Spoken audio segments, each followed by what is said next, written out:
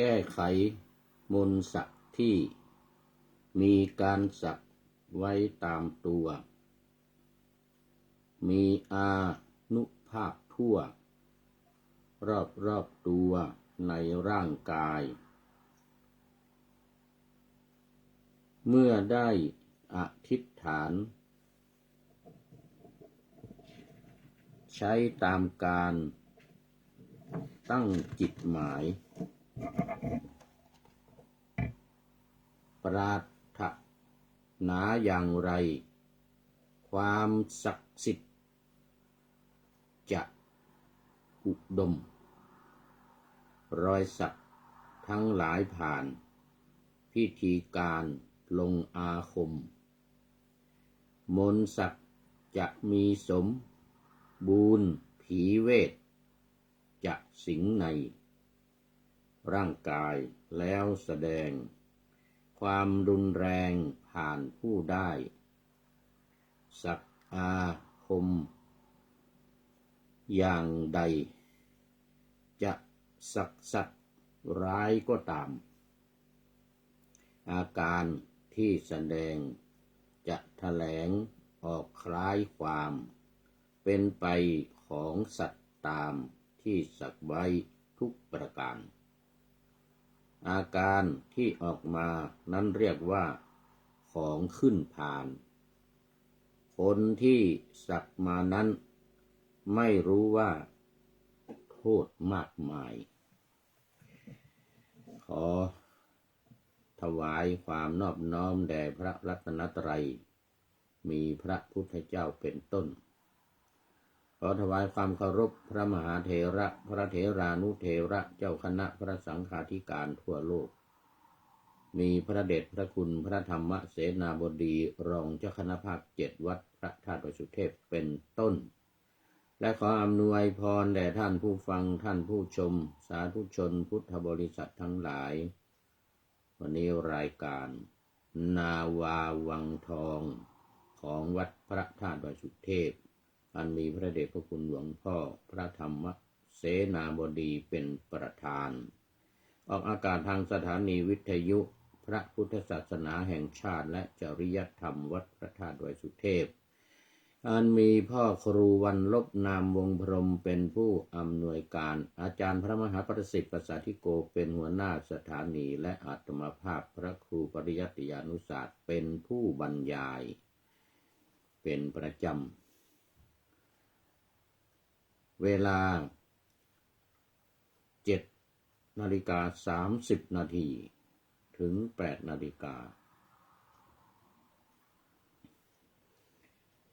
วันศุกร์เสาร์อาทิตย์และเวลาบ่ายโมงถึงบ่าย2 โมงในวันศุกร์และวันเสาร์3 วัน 5 เวลาและสถานีวิทยุพระพุทธศาสนาแห่งชาติและจริยธรรมขออภัยวิทยุเพื่อการศึกษาพระพุทธศาสนาและวัฒนธรรมของวัดฝายหินตำบลสุเทพอำเภอเมืองจังหวัดเชียงใหม่อันมีท่านพระครู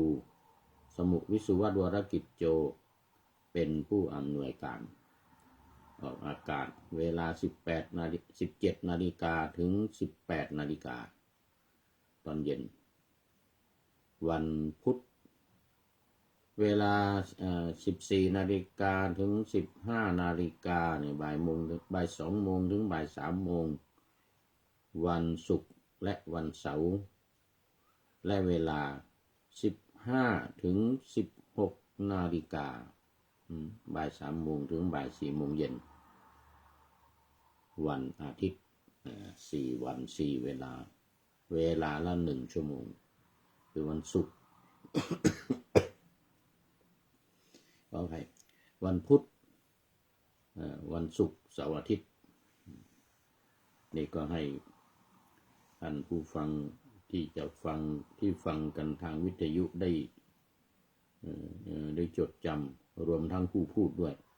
บางทีหลงวันจัดทำไม่ทันเพราะว่าต้องทำล่วงหน้ามา1 วัน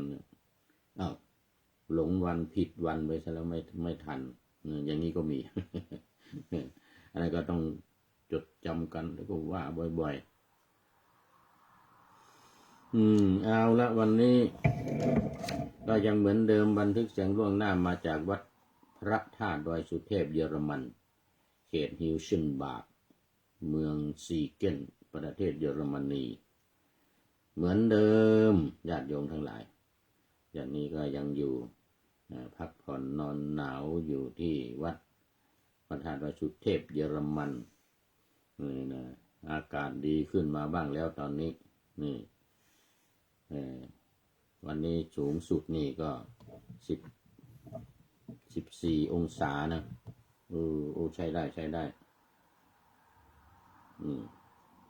ขณะที่พูดอยู่นี่9 องศาสูงสุด13ต่ำสุดนี่6 องศานี่ไม่ลบแล้วไม่ลบเป็นบวกแล้วแต่ขณะที่พูดนี่ยัง9อยู่เหมือนเดิม9 องศามีเมฆมากคืนนี้ว่างั้นนะตลอดคืนจนถึงตอนเช้าความเร็วลมกระโชกแรงสูงสุดถึง32 กิโลเมตรต่อชั่วโมงโอ้โหแรงมากนี่เรื่องของลมเราอยู่ในห้องนี้ไม่เป็นไรไม่มีปัญหาแล้ววันนี้ก็มาสู่เนื้อหาสาระของธรรมะกันเลยFC ทั้งหลายคงไม่มีคงนอนหลับเขาหลับกันหมดแล้วตอนนี้ตี 2ในเมืองไทยตี 2 18 นาทีแต่ที่นี่กำลัง2 ทุ่มที่เยอรมันนี่กำลัง2 ทุ่มก็ไม่เป็นไรกลัวผีหลอกอยู่เหมือนกันนะนี่ ไม่เป็นไรนี่หลับกันไปก่อนแล้วตื่นขึ้นมาตอนเช้าวันพรุ่งนี้ค่อยเปิดฟังธรรมะนาวาวังเนี่ยนาวาวังทองนี่นะก็วันพรุ่งนี้เป็นวันอาทิตย์เป็นวันอาทิตย์ก็ฟังที่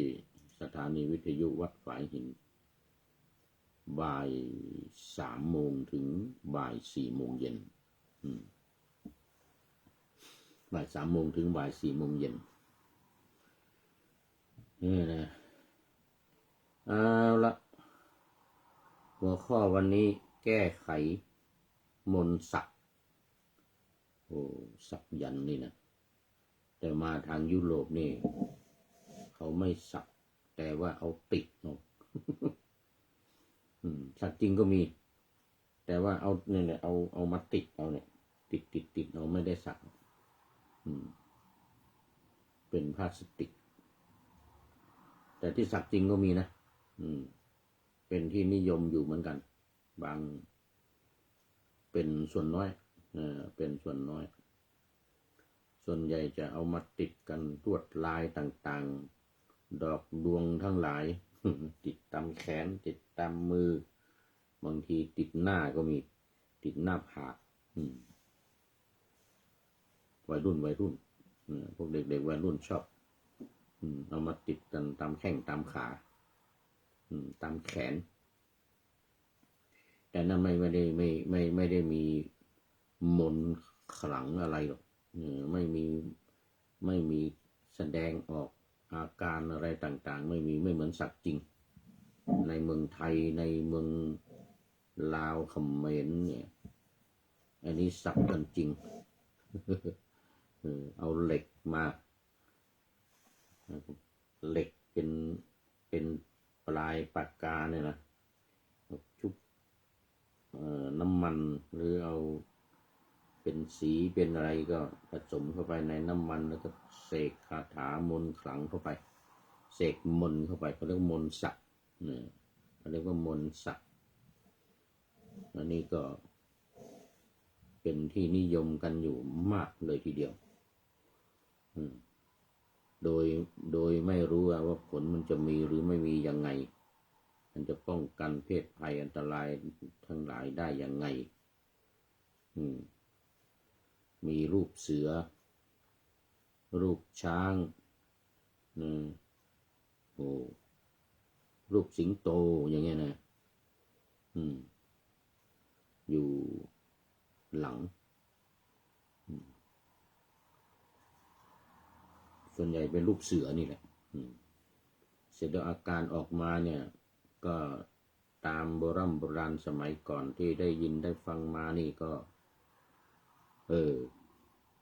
มันจะออกลายเป็นเสือเลยว่างั้นนะ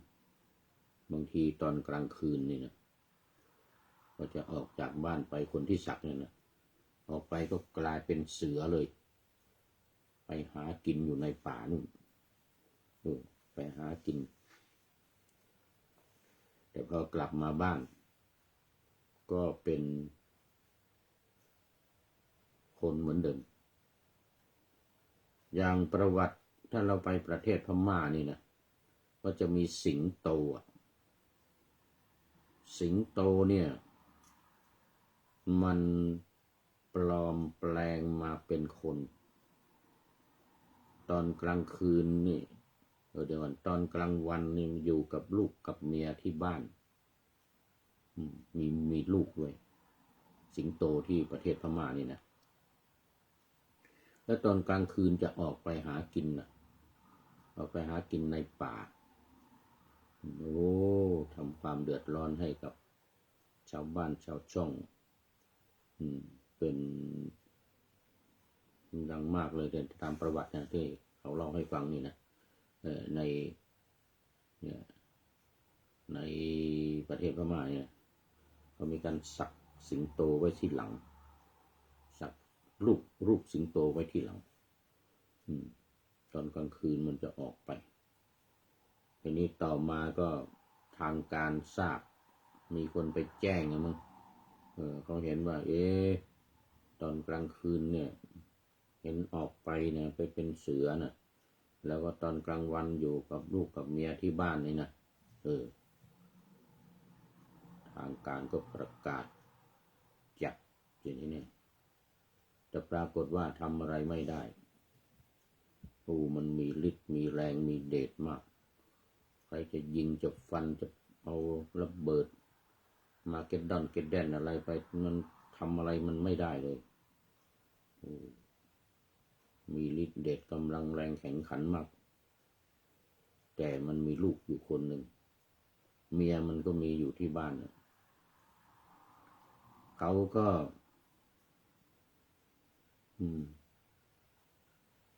มันเป็นอย่างนี้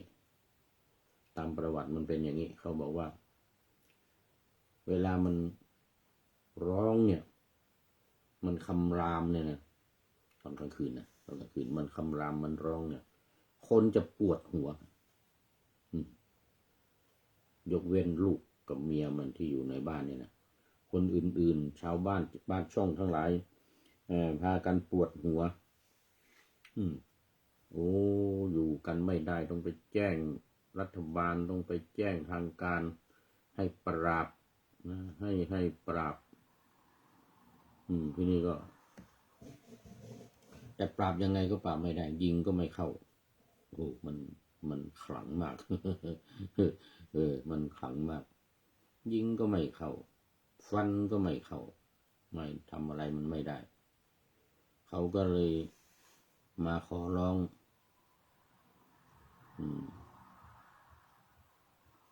ลูกของสิงโตเนี่ยนะไอ้ที่ตอนกลางวันมาอยู่ที่บ้านเนี่ยนะกลางคืนก็ไปคำรามทั่วนั่นที่นี่เนี่ยนะหากินตอนกลางคืนคนก็ปวดหัวกันไปทั้งบ้านทั้งเมืองเวลามันร้องมาทีหนึ่งทำให้ปวดหัวเลยมันมีอำนาจมากเขาก็ปรึกษาหารือกันนะมันทำให้คนเดือดร้อนกันไปทั้งบ้านทั้งเมืองเนี่ยจะทำยังไงเนี่ยเขาก็มาปรึกษาลูกกับเมียมันที่บ้านนะว่าเนี่ย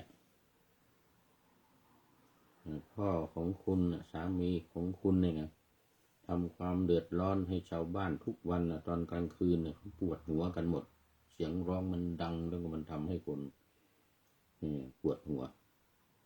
จะทำยังไงดีที่จะฆ่ามันได้นะ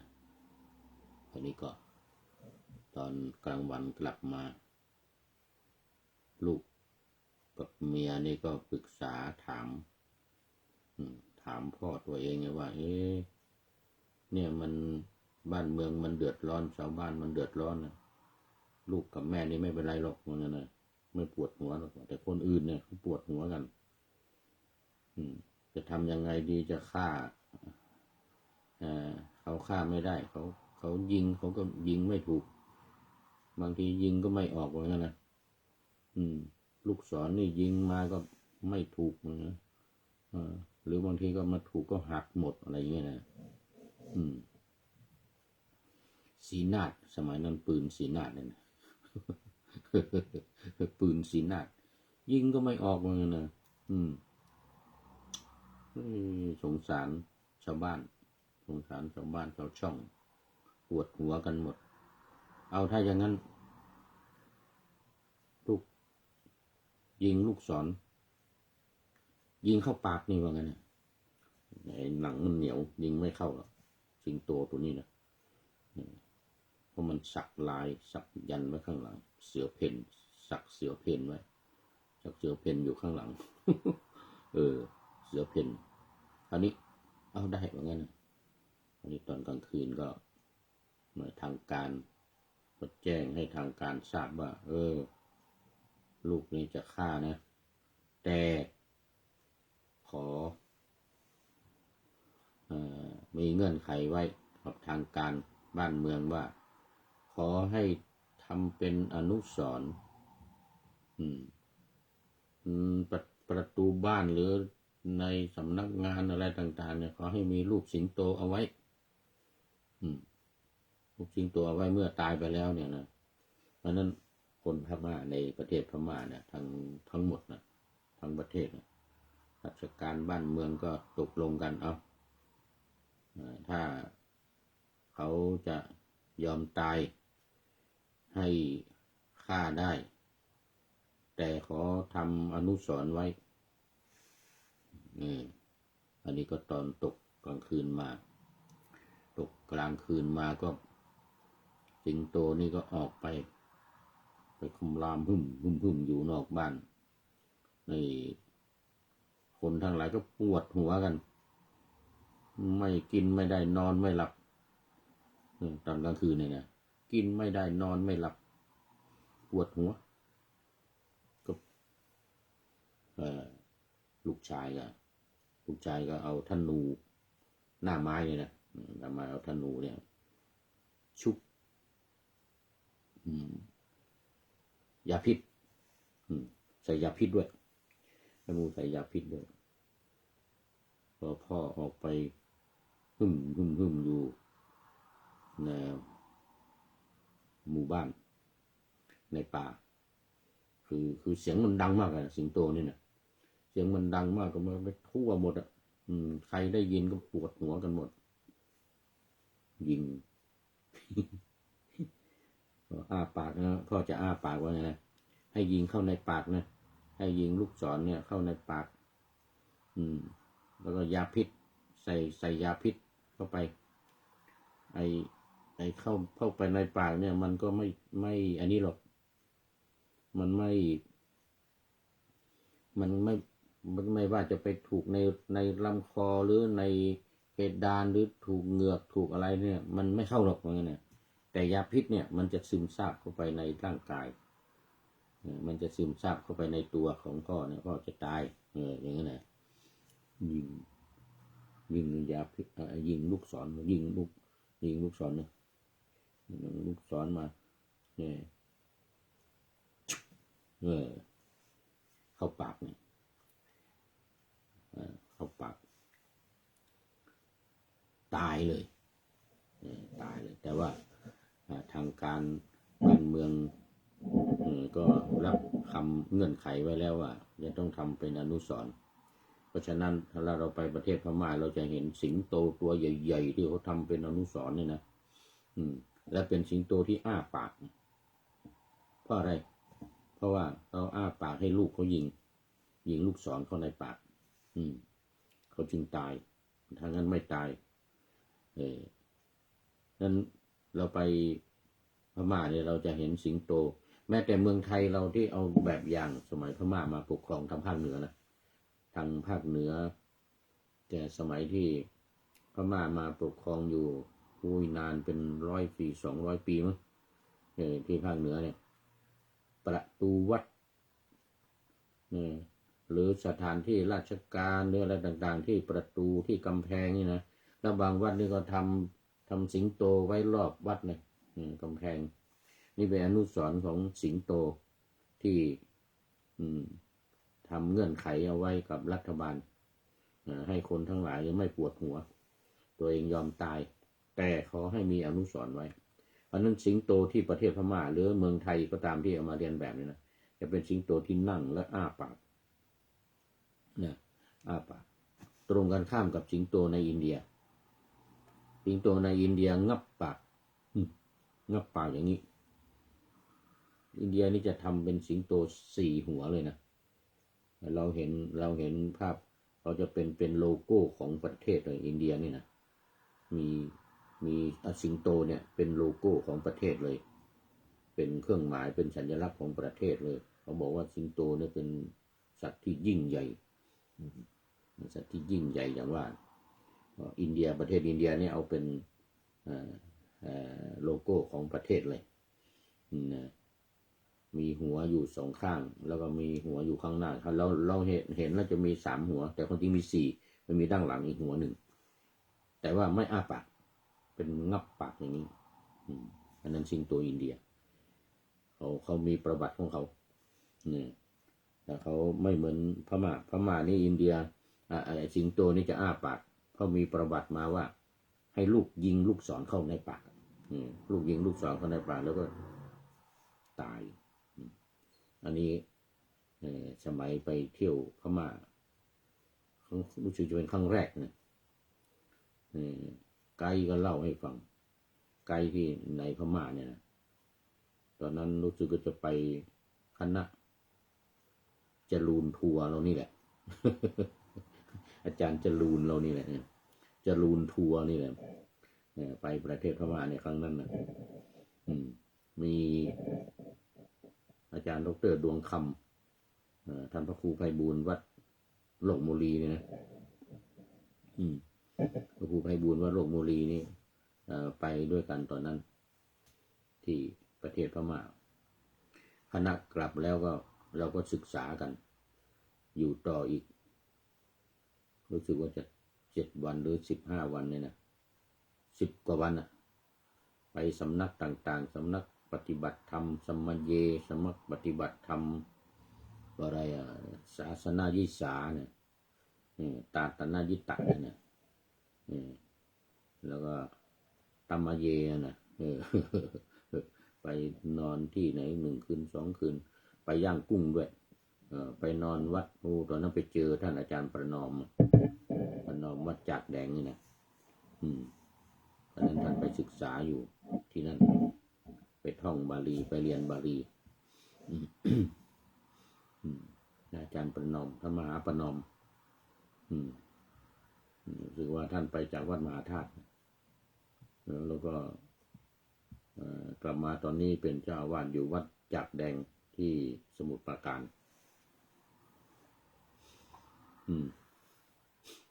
อาจารย์พระมหาประนอมไปเจอกันที่นู่นที่ย่างกุ้งไปพักที่วัดของท่านพอดีไปพักที่วัดของท่านท่านก็อำนวยความสะดวกในการพักอยู่คืน 2 คืนนี่แหละคืน 2 คืนเพราะว่าไปนอกรายการของจรูนทัวร์เที่ยวตามโปรแกรมอะไรหมดเรียบร้อยแล้วเสร็จแล้วก็ไปคณะกลับเราก็ไปต่ออีกศึกษาหาลู่ทางในการที่จะพาคณะไปเที่ยวในเรื่องมัน กลับไปที่สเวดากองอีกทีหนึ่งนะไปที่สเวดากองไปอีกหลายที่นั่งรถไปบางที่นั่งเครื่องบินบางที่นั่งเครื่องบินบางที่นั่งรถไปสำนักศูนย์ปฏิบัติธรรมกรรมฐานต่างๆก็ไปทราบเรื่องนี้แหละเนี่ย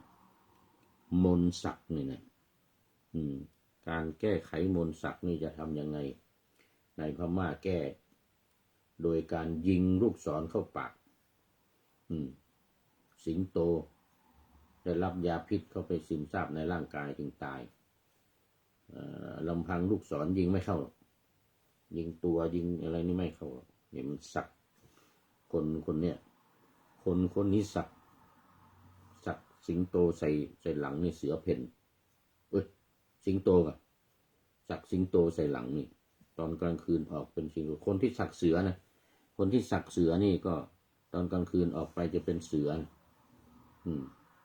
เป็นเสือแล้วกลางวันก็กลับมาบ้านเป็นคน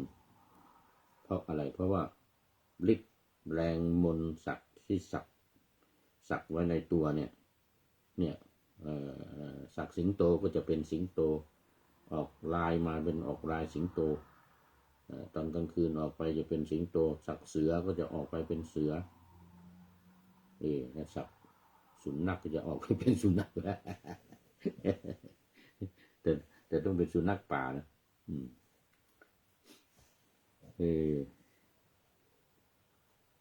วันนี้มาดูได้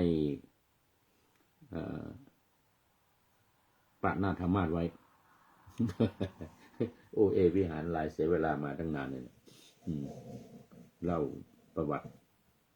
การสัก แก้ไขมนต์ศักดิ์ที่มีการสักไว้ตามตัวมีอานุภาพทั่วรอบตัวในร่างกายเมื่อได้อธิษฐานใช้ตามการตั้งจิตหมายปรารถนาอย่างไรความศักดิ์สิทธิ์จะอุดมความศักดิ์สิทธิ์นี้จะอุดมจะสมบูรณ์จะเขาเรียกมัน complete นะจะมีกำลังมากแต่ด้วยความตั้งใจนะต้องด้วยความตั้งใจในอย่างสิงโตที่ว่าเนี่ยอย่างคนพม่าที่สักสิงโตใส่หลังเนี่ยกลางคืนก็ออกไปเลยเป็นสิงโตกลางวันอยู่ที่บ้านกับลูกกับเมียที่บ้านรอยสักทั้งหลายผ่านพิธีการลงอาคมมนต์ศักดิ์จะมีสมบูรณ์ผีเวทจะสิงในร่างกายแล้วแสดงความรุนแรงผ่านผู้ได้สักอาคมอย่างใดจะสักสัตว์ร้ายก็ตามอาการที่แสดงจะแถลงออกคล้ายความเป็นไปของสัตว์ตามที่สักไว้ทุกประการอาการที่ออกมานั้นเรียกว่าของขึ้น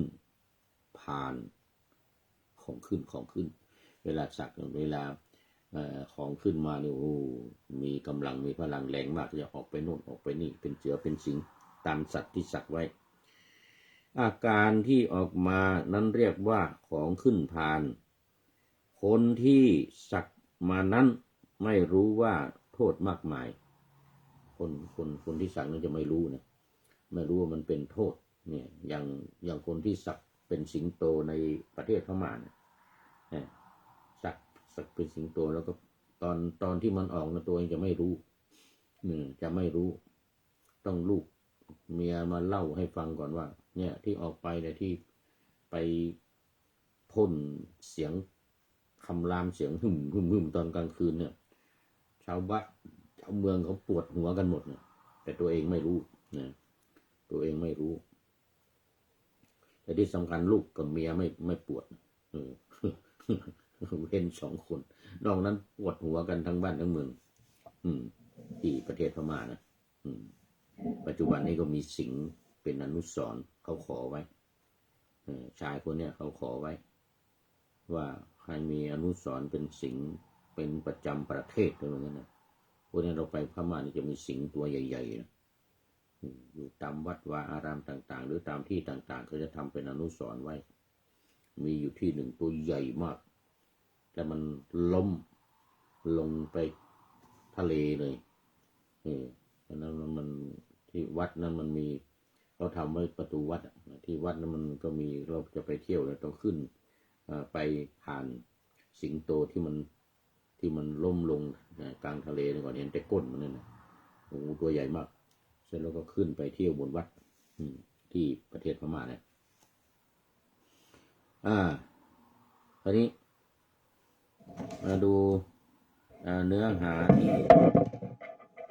ในหนังสือหลักการชาวพุทธตัวนี้หน้า87จะมาถึงตอนที่ว่าแก้ไขมนต์ศักดิ์เราจะแก้ไขยังไงเมื่อมีมนต์ศักดิ์อย่างนี้มนต์ศักดิ์ต่างๆที่ได้ศักดิ์ไว้ตามตัวเมื่อได้อธิษฐานใช้ตามความปรารถนาของผู้ศักดิ์จะมีอานุภาพของมนต์อยู่รอบๆตัวทำให้เกิดความศักดิ์สิทธิ์รอยสักที่ผ่านพิธีลงอาคมสักจะมีผีเวทผีอาคมแทรกสิงอยู่ในร่างแล้วแสดงอาการผ่านตัวผู้สักตามแต่ว่าจะสักสัตว์อาคมชนิดใดลงบนร่างกายก็คือจะสักเป็นเสือหรือเป็นสิงเนี่ยเป็นต้นนะอาการที่แสดงออกจึงคล้ายกับอาการของสัตว์ต่างๆที่ได้สักไว้เรียกอาการที่แสดงออกมานั้นว่าของขึ้นซึ่งคนที่สักมานั้นไม่รู้ว่าสิ่งเหล่านี้มีโทษมากจึงได้นิยมสักกันเมื่อเราผีอาคมที่มาจากการสักได้แทรกสิงอยู่ในตัวคนเป็นเวลานานผีอาคมเหล่านั้นจะกระทำการสวมรอยควบคุมคนผู้นั้นให้เป็นไปตามอำนาจของตนจะทำให้ผู้นั้นเสียความเป็นปกติของความเป็นคนไม่สามารถควบคุมตัวเองได้เหมือนในที่สัตว์สิงโตนะประเทศพม่านะหากตายลงในขณะที่ยังไม่ได้แก้ไขมนต์สักให้มลายไปก็จะต้องไปเกิดเป็นสัตว์อาคมชนิดนั้นๆก็เรียกสัตว์อาคมนะเป็นสิงโตก็จะไปเกิดเป็นสิงโตเป็นเสือก็จะไปเกิดเป็นเสือเป็นต้นหรืออาจเป็นเปรตผีที่ติดวนอยู่ในอำนาจของมนต์ที่สักเป็นเปรตก็มีนะดังนั้นควรแก้ไขด้วยการอาศัยอำนาจพระรัตนตรัยโดยการอธิษฐานว่าพุทโธเมนาโถธัมโมเมนาโถสังโฆเมนาโถขอให้อาคมมนต์ศักดิ์ในร่างกายข้าพเจ้าจงมาลายสิ้นไปนี่กล่าว100 รอบติดต่อกันอย่างน้อย1 เดือนโอ้โหหรือจนกว่ามนต์จะมะลายได้หมดสิ้นคือเวลาสักไปแล้วเนี่ยเวลาสักไปแล้วจะให้ผีเพศเปรตทั้งหลายที่มันสิงอยู่ในตัวเราเนี่ยนะจะให้มันหมดไปเนี่ยจะให้มันหมดไปจะให้สิ้นไปไม่ให้มีฤทธิ์ไม่ให้มีอาการออกแสดงออกเนี่ยสมมติว่าสักเป็นเสือเนี่ยก็ให้หายเป็นปกติได้เนี่ยจะต้องว่าบทเนี่ยพุทโธเมนาโถธัมโมเมนาโถสังโฆเมนาโถขอให้อาคมศักดิ์ในร่างกายข้าพเจ้าจงมลายสิ้นไปในกรณีที่คนอื่นที่มีอาคมแต่อย่างคนที่สักสิงโตนั้นพอไปยิงเข้าในปากได้แต่กรณีบางคนที่ไม่สามารถที่จะไปยิงได้เนี่ยนะไม่สามารถที่จะฆ่าได้เนี่ยนะก็ต้องใช้วิธีนี้คือท่องบท เนี่ยพุทโธเมนาโถธัมโมสังโฆเมนาโถเนี่ยนะแล้วก็พูดว่าขอให้อาคมมนต์ศักดิ์ในร่างกายข้าพเจ้าจงมาลายสิ้นไป100 รอบติดต่อกันอย่างน้อย1 เดือน1 เดือนก็คือวันละ100 100 100 1 เดือนหรือว่าเรื่อยๆจนรู้สึกว่ามันไม่ออกอาการนี่คนที่สักนั้นจะไม่รู้ว่าตัวเองเป็นเสือเวลาออกไปเนี่ยนะตัวเองจะไม่รู้แต่คนอื่นจะเห็นเพราะฉะนั้นก็พยายามในการท่องบทพุทโธเมนาโถเนี่ยขอให้อาคมที่สักในร่างกายของข้าพเจ้าเนี่ยจงมาลายสิ้นไปอันนี้เป็นวิธีการในการที่จะแก้ก่อนที่จะตายเพราะว่าเวลาตายไปถ้าหากว่าไม่ได้ไล่มนต์นี้ออกนะไม่ได้เอาสิ่งศักดิ์สิทธิ์ที่สักไว้ในตัวที่มันสิงอยู่ในตัวนี้ออกได้เนี่ยเวลาตายไปเนี่ยเช่นสักเสือไว้เนี่ยก็จะไปเกิดเป็นเสือไปเกิดในท้องของเสือเป็นลูกเสือสักสิงโตก็จะไปเกิดในท้องของสิงโต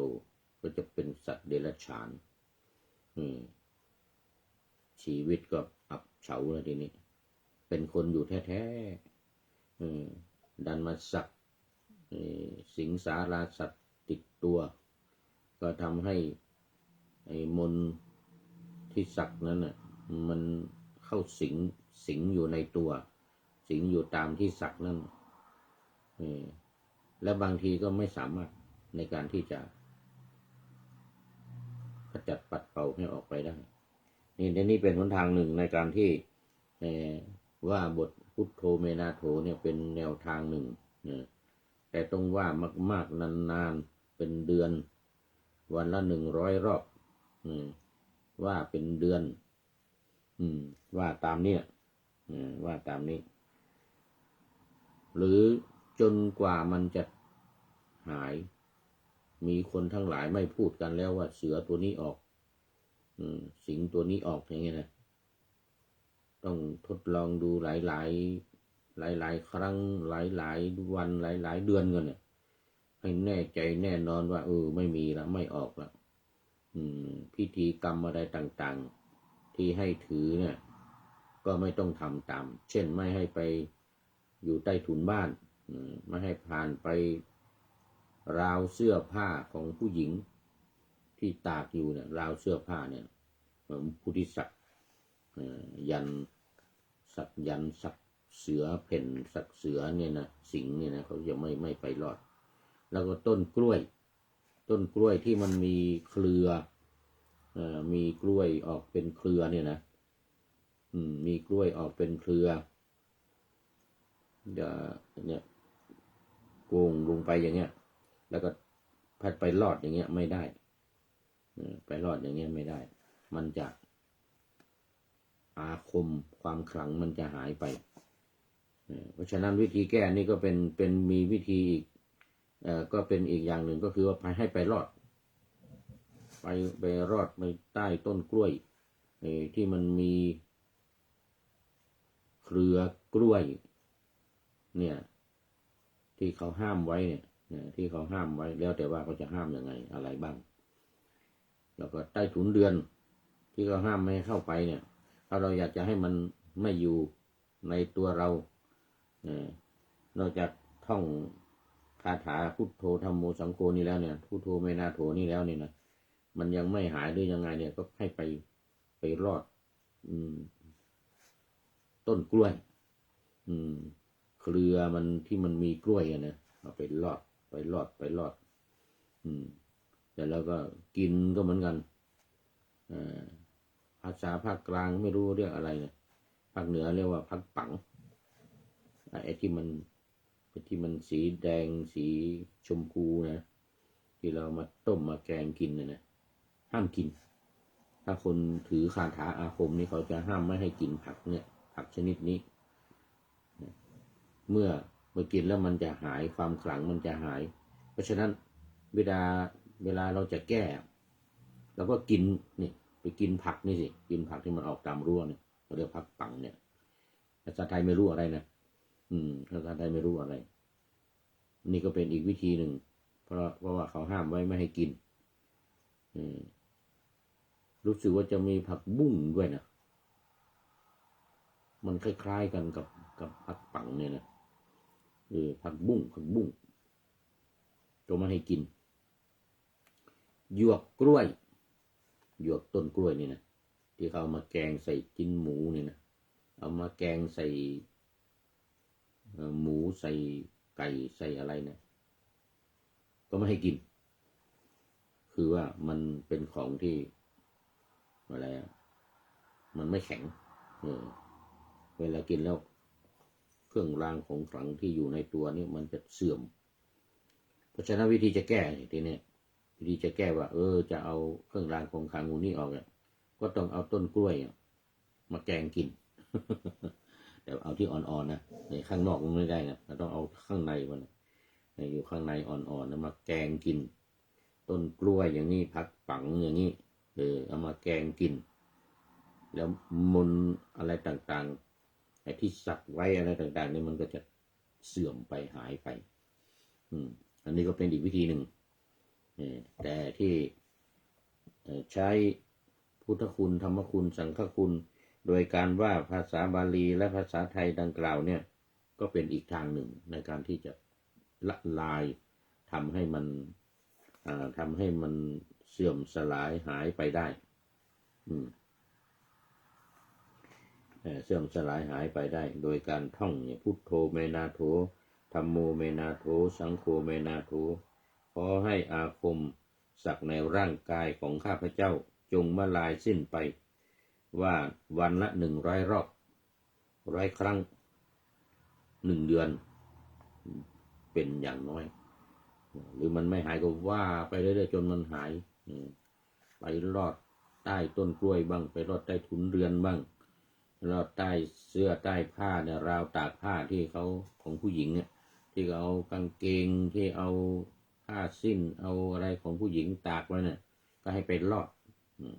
ให้มนต์มันเสื่อมให้สิ่งศักดิ์สิทธิ์ที่จักอยู่ในตัวนี้มันเสื่อมให้มันหายไปก่อนตายถ้าว่าปล่อยให้ติดอยู่ไปจนตายเนี่ยก็จะไปเกิดในภพภูมินั้นๆตามที่ตัวเองสักไว้เป็นเสือก็จะไปเกิดเป็นลูกเสือเป็นสิงก็จะไปเกิดเป็นลูกสิงเป็นสักหมาไว้ก็จะเป็นหมาป่านะมันจะไปเกิดเป็นลูกหมาป่า เป็นลูกหมาป่าทีนี้ก็การแก้ไขมนต์ของผีที่สิงอยู่อันนี้ไม่เกี่ยวกับสักแล้วนะไม่เกี่ยวกับการสักแต่ว่าเกี่ยวกับผียักษ์ผี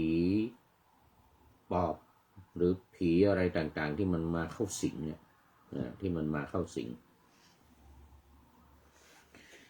นี่ผู้ใดก็ตามที่เคยรับวัตถุมงคลหรือผ่านพิธีปลุกเสกอย่างใดอย่างหนึ่งมาผู้นั้นมักจะมีอานุภาพของมนต์รายล้อมอยู่มนต์เหล่านี้จะเป็นเครื่องสื่อให้เหล่าผีอาคมทั้งหลายแฝงเร้นอยู่ในตัวได้ง่ายควรแก้ไขดังนี้เหมือนเดิมพุทโธเมนาโถธัมโมเมนาโถสังโฆเมนาโถขอให้อาคมมนต์คาถาที่ตกค้างในร่างกายข้าพเจ้าจงมาลายสิ้นไปกล่าว100 รอบติดต่อกัน7 วันไม่ต้องจุดธูปเทียนอะไรอันนี้ก็สืบเนื่องจากมนต์คาถาหรือการปลุกเสกหรือการรับพระเครื่องการรับอะไรไอ้งั่งอีงั่งอะไรจตุคามรามเทพอะไรต่างๆที่มันเป็นของปลุกเสกที่เป็นของขลังนะที่เป็นของขลังทั้งหลายเนี่ยมาเนี่ยก็ใช้วิธีเดียวกันเพราะว่ามันเป็นมีผีติดมาเขาเรียกว่าผีเวทหรือผีอาคมมันเป็นผี ก็ให้มันออกไปพุทโธเมนาโถธัมโมเมนาโถสังโฆเมนาโถขอให้อาคมมนต์คาถาที่ตกค้างในร่างกายข้าพเจ้าจงมาลายสิ้นไปนี่ใช้วิธีนี้หรือวิธีที่ว่าเมื่อกี้ที่เขาห้ามอะไรก็ให้ไปกินอันนั้นเขาห้ามไม่ให้ทำอะไรก็ไปทำอันนั้นดังที่กล่าวมาแล้วต่อไปแก้ไขนายเวรเมื่อกี้นี่แก้ไขมนต์ของผีที่สิงอยู่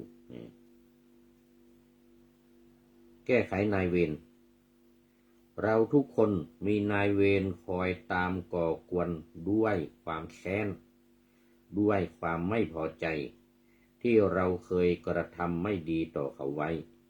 อาจจะเป็นนายเวรที่เป็นมนุษย์หรือเหล่าผีและผีสัตว์ต่างๆที่วนเวียนอยู่กับสัญญาณความแค้นระหว่างเรากับเขาซึ่งอาจจะติดตามมาจากชาติที่แล้วหรืออาจจะเป็นนายเวรชาตินี้ก็ได้ไม่สามารถทราบได้ว่านายเวรจะแก้แค้นเราคืนเมื่อไรก่อนที่นายเวรจะมาถึงตัวควรขอขมาแก้ไขและอุทิศบุญไว้ก่อนเพื่อป้องกันการก่อกวนที่จะตามมาในภายหลังดังนี้ขออำนาจพระพุทธพระธรรมพระสงฆ์จงบันดาลบุญของข้าพเจ้าทั้งหมดให้นายเวรที่มาถึงตัวข้าพเจ้ากล่าว100 ถึง 1,000 รอบไม่ต้องจุดธูปเทียนกล่าวอย่างนี้วนเวียนไปขออำนาจพระพุทธพระธรรมพระสงฆ์จงบันดาลบุญของข้าพเจ้าทั้งหมดให้นายเวรที่มาถึงตัวข้าพเจ้าอันนี้อำนาจของพระรัตนตรัยด้วยแล้วก็บุญกุศลที่เราสร้างไว้ด้วยตอนนี้ขอต้อนรับคุณโยมสุรชัดสุรชัดหรือสุรเชษฐ์นั่นแหละสุรชัดโอ้นี่เข้ามาเมื่อกี้ว่ามันยังไม่ได้ดูโปรไฟล์สูคีบพับยังไงนะเป็นอักษรโรมันต้องขออภัยโอ้โมทนาเป็นอย่างยิ่งเมื่อกี้ตอนเย็นนู่นตอนเย็นอันนี้ตอนกลางคืนละตอนนี้ที่เมืองไทยมัน2:59แล้วเนี่ยโอ้จะ3:00แล้วจะ3:00โอ้ตื่นแล้วคุณชมสุรชัดสุรชัดตื่นขึ้นมาแล้วเอาโมทนานี่ก็นึกว่าไม่มีใครเข้าแล้วเพราะว่ามันตอนดึกนั่งผีหลอกมานานแล้วนั่งพูดอยู่คนเดียวโดนผีหลอกมานานแล้วโมทนาเป็นอย่างยิ่งนะยังพอมีเวลาอันนี้มาดูเรื่องนายเวรเรื่องเวรคนที่มีเวรต่อกันเพียงแต่ใช้คำว่าขออำนาจพระพุทธพระธรรมพระสงฆ์จงบันดาลบุญของข้าพเจ้าทั้งหมดให้นายเวรที่มาถึงตัวข้าพเจ้าอันนี้ไม่ต้องกล่าวพุทโธเมนาโถธัมโมเมนาโถสังโฆเมนาโถไม่ต้องเอาแต่ภาษาไทยนี่แหละแต่อาศัยอำนาจ2 อย่าง1อำนาจพระพุทธพระธรรมพระสงฆ์และ2บุญกุศลที่เราได้สร้างไว้ทั้งหมดไม่ว่าจะเป็นการให้ทานการรักษาศีลการเจริญเมตตาภาวนาหรือการสร้างถนนหนทางสร้างบุญเลยนะแล้วก็รักษาศีล5ศีล8อะไรก็ตามเป็นพระเป็นเณรรักษาศีล10รักษาศีล227ซึ่งมันเป็นกุศลมันเป็นบุญเป็นกุศลที่เราได้ทำทั้งหมดเนี่ยมาดลบันดาลมาช่วย กันให้นายเวรที่มาถึงเนี่ยตัวข้าพเจ้ามาถึงแล้วหรือยังไม่ได้มานายเวรบางตนติดสัญญาณความโกรธแค้นกั้นอยู่อาจจะรับบุญจากเราไม่ได้จึงต้องทำการขอขมานายเวรเหล่านั้นเสียก่อนเนี่ยนี่ต้องมีการขอโทษขอขมาคำขอขมานายเวรก็ว่าขออำนาจพระพุทธพระธรรมพระสงฆ์จงบันดาลการขอขมาของข้าพเจ้าให้ถึงแก่เหล่านายเวรทั้งหลายทั้งหมดที่ก่อกวนข้าพเจ้าอยู่ในเวลานี้บัดนี้ข้าพเจ้าขอสำนึกผิดในการกระทำส่วนที่ผิดต่อเหล่านายเวรทั้งหมดที่ข้าพเจ้าเคยล่วงเกินและเบียดเบียนไว้ขอเหล่านายเวรทั้งหมดจงอดโทษจงอภัยแก่ข้าพเจ้าด้วยเถิดว่า10 รอบขึ้นไปทำติดต่อกัน7 วันตอนนี้มันยาวหน่อยต้องท่องให้จำหรือไม่ท่องก็ต้องเอามาอ่านเอาว่าถ้าเราว่าหลายรอบมันก็จะจำไปเองหรือท่องเลยหรือเอามาหรือท่องไว้ขออำนาจพระพุทธพระธรรมพระสงฆ์จงบันดาลการขอขมาของข้าพเจ้าต่างจากอันก่อนนะอันก่อนคือบุญกุศลแล้วก็อำนาจพระพุทธพระธรรมพระสงฆ์เหมือนกันให้ถึงแก่เหล่านายเวรทั้งหมดที่ก่อกวนข้าพเจ้าอยู่ในเวลานี้บัดนี้ข้าพเจ้าขอสำนึกผิดในการกระทำส่วนที่ผิดต่อเหล่านายเวรทั้งหมดที่ข้าพเจ้าเคยล่วงเกินและเบียดเบียนไว้ขอเหล่านายเวรทั้งหมดจงอดโทษจงอภัยแก่ข้าพเจ้าด้วยเถิดนี่อันนี้ว่าตั้งแต่10 รอบขึ้นไปติดต่อกันเลย7 วันหรือ1 เดือนหรือจนกว่าเวรกรรมทั้งหลายความทรมานอันเกิดจากเวรกรรมจากนายเวรทั้งหลายนายกรรมทั้งหลายที่เราไปหาหมอแล้วไม่รู้สาเหตุเนี่ยนะไม่รู้สาเหตุนี่เขาเรียกว่ามันเป็นเช่นการปวดหัวอย่างเงี้ยปวดหัวจะว่าเป็นไมเกรนก็ไม่ใช่ไปหาหมอก็ตรวจแล้วไม่เป็นหรืออย่างอื่นอย่างสมัยก่อนพลังงานแบตเตอรี่ต่ำเดี๋ยวอย่างสมัยก่อนพูดเคยโดนมานะเคยโดนมาแต่ว่าเป็นกรรมเป็นเวรของตัวเอง เป็นกรรมเป็นเวรของตัวเองที่ตัวเองทำ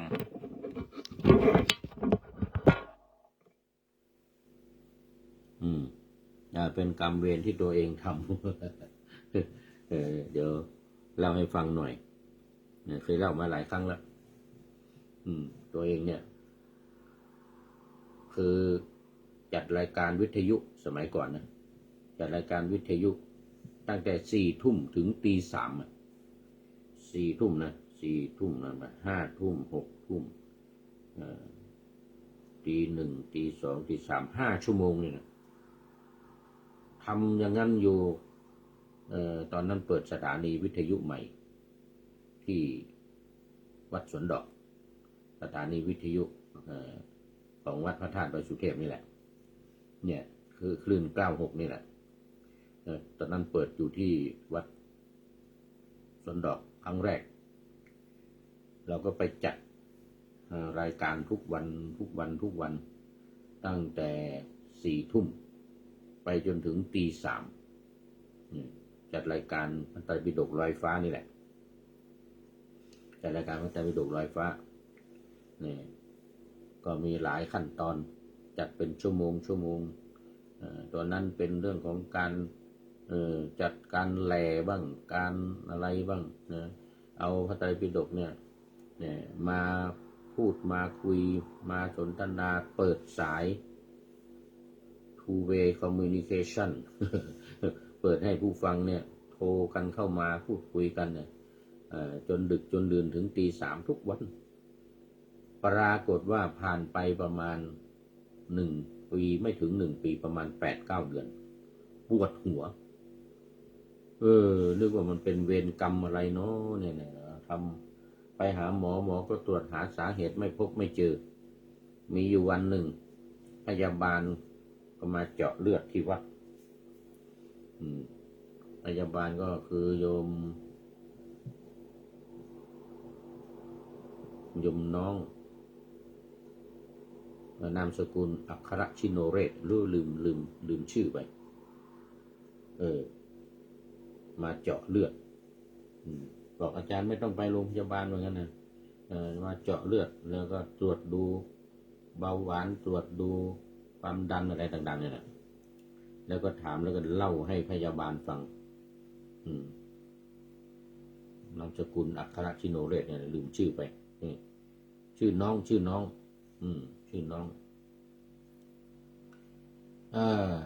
ก็เล่าให้ฟังว่าปวดหัวไปหาหมอก็รักษาไม่ได้อะไรอย่างเงี้ยเขาก็เลยซักถามประวัติว่าทำอะไรบ้างอาจารย์ทำอะไรบ้างก็ออกรายการวิทยุทุกวันนี่เป็นปีมาแล้ว8-9 เดือนเป็นปีเกือบจะปีแล้วเหมือนกันนะมันเป็นสาเหตุนี้เองเหมือนกันนะมันเป็นสาเหตุนี่แหละเพราะมันไม่ได้หลับมันเป็นเวลาหลับเวลานอนตอน4 ทุ่มถึงตี3เนี่ยมันเป็นเวลานอนหลับมันทำให้ปวดหัวเหมือนกันนะก็เลยไปบอกหมอเขาไปบอกหมอเองพยาบาลเขาไปบอกหมอเองหมอตอนหลังมานี่ไปเอายาไปหาหมอหมอก็บอกว่าเนี่ยพยาบาลมาเล่าให้ฟังขอให้ท่านหยุดลองดูเหมือนกันนะลองดูหยุดการจัดรายการเนี่ยหยุดการจัดรายการพระไตรปิฎกลอยฟ้าตอน4 ทุ่มถึงตี 3เนี่ยถ้าเปลี่ยนเวลามาเป็นตอนเช้าหรือตอนเย็นก็เลยเปลี่ยนเวลามาเพราะตอนมาจัดสดนะมันไม่เหมือนสมัยปัจจุบันนี้ก็เปลี่ยนเวลามาจัดตอนเย็นตอนกลางคืนก็หลับได้ประมาณ6 เดือน